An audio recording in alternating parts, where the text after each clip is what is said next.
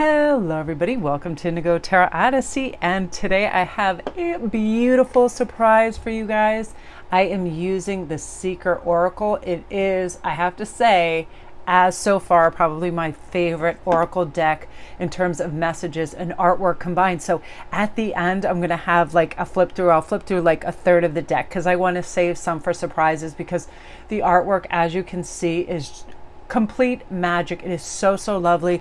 The book is wonderful. The messages are wonderful. It just took my breath away when I saw it over, I think on Pinterest or somewhere, and I was like, how do I not know about this deck? And it is just sublime. So you guys, we're going to begin with Respond with Grace. Oh, I love this. I just love stags and deers and Celtic symbols and everything. So this talks about, in our life, we can falter, we can stumble, we can cause another pain, or vice versa, but it's how we choose to respond. And when we respond with grace and with compassion and with empathy, we can apologize for transgressions, we can forgive, and it keeps our dignity intact to not lash out. We can always improve ourselves and embrace growth and aspire to reach our full potential, not because we don't believe we're good enough.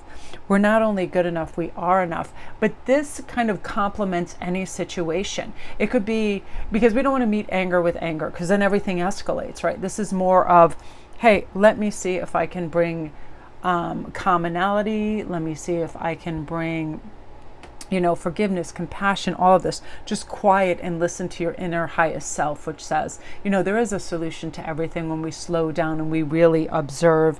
And, we've been taught to like and dislike aspects of ourselves because we're taught to see those aspects that others do not like as flaws. And we've been taught to feel shame and apologize for these perceived flaws. But now is really a time to divest yourself of all of this shame and respond with gracious acceptance to our humanity. We are amazing creatures that sometimes stumble on our life path. We have moments of anger, we have moments of things, and that's really what the book was discussing this, and I love that. But we do always have a choice in how we respond to something, and all we need to do is have that beautiful pause and assess the situation and bring in healing and calm whenever we can. I love just the act of a few calm breaths when we see something, that maybe we don't agree with. It's that thing, like, just pretend you have a lot of toddlers and you come back in the room and they've just annihilated the house. They've just destroyed everything and pulled everything.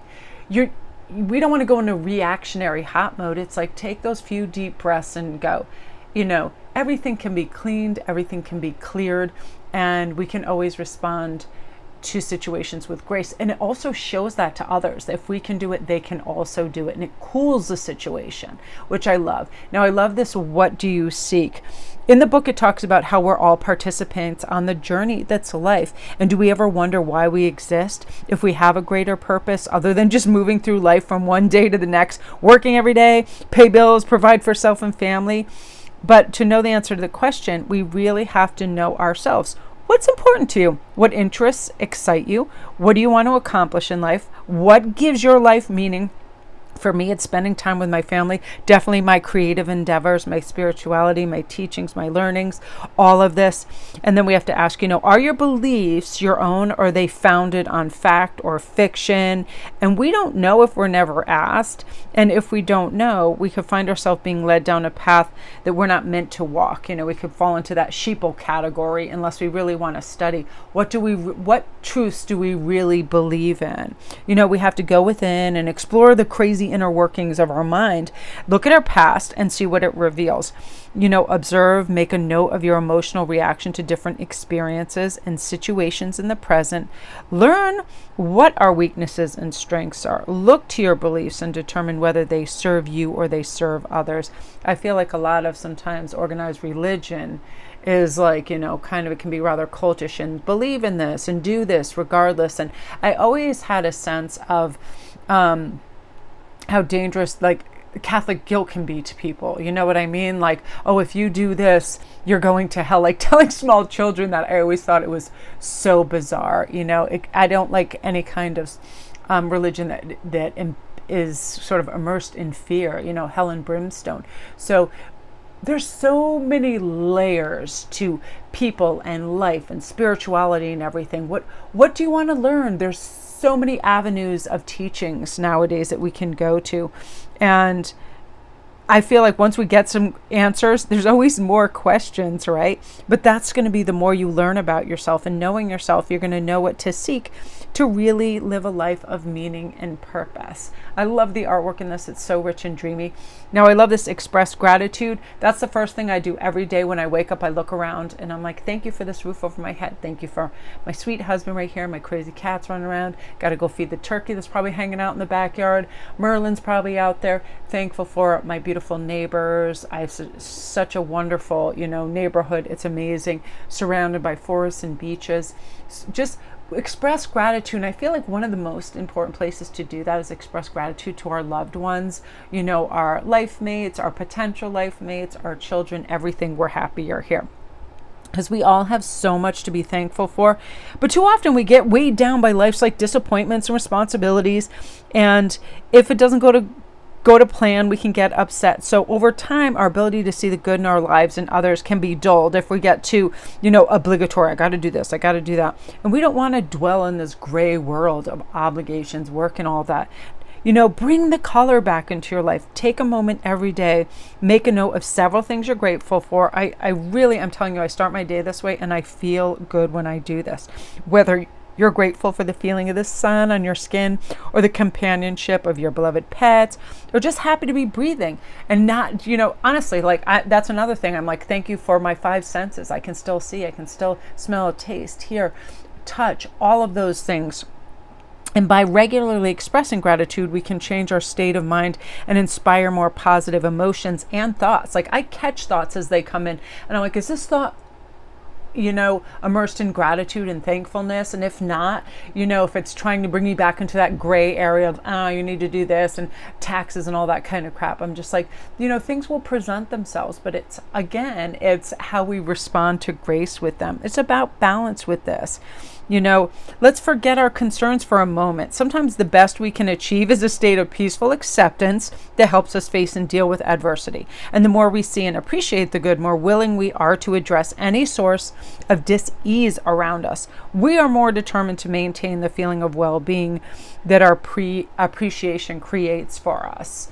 And it's like one of those things, it's like going out in a good mood. It almost works like a barrier or a deflection to anything that could happen. Someone honking at us, stubbing our toe, right? It's like we want to start fortified with that strength of appreciation and show your appreciation. Be sure to thank those who have helped you, even for the smallest thing.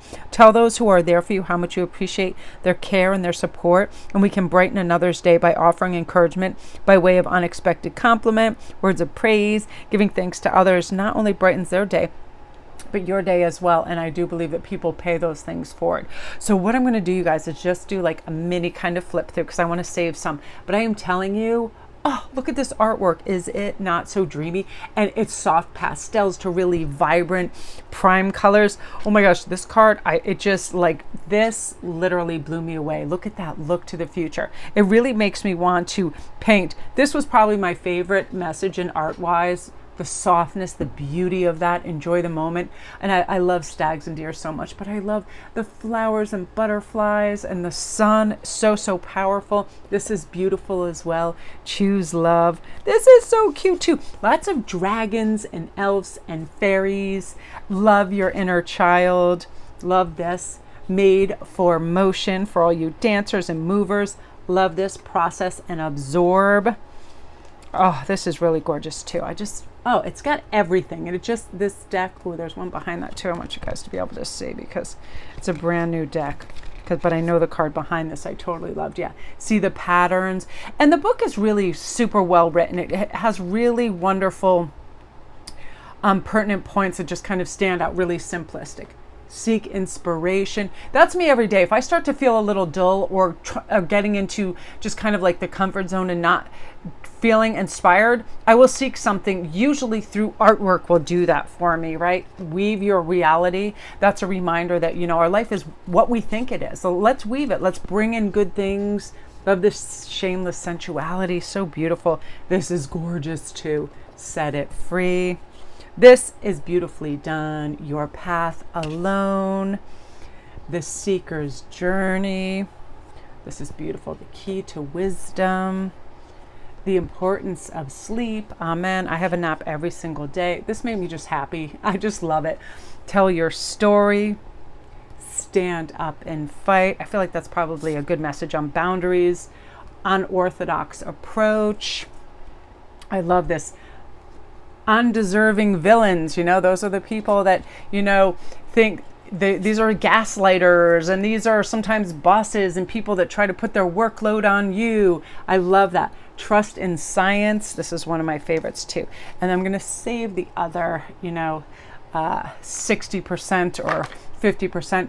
Reap what you sow. But yeah, I really think this is my all-time favorite, just because of the messages and the artwork, the vibrancy. It really spoke to me. And another reason that I can really tap into gratitude during the day is because of these decks. I just start reading from the books. I just start looking at the artwork, and to just know this brilliance, beauty, and magic is out there, I get all excited. So my beauties, have a great 4th of July, and I hope you guys have a wonderful sunny week.